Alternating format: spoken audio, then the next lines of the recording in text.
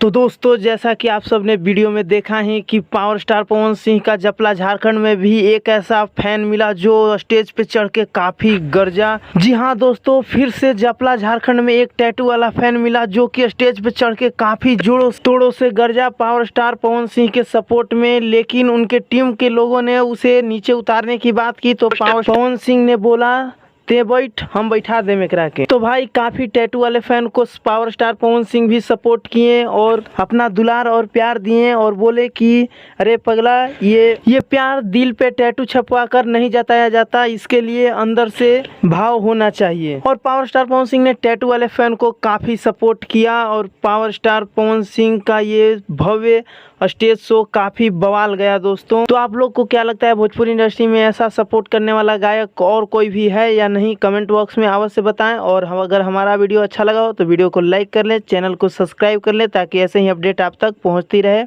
धन्यवाद।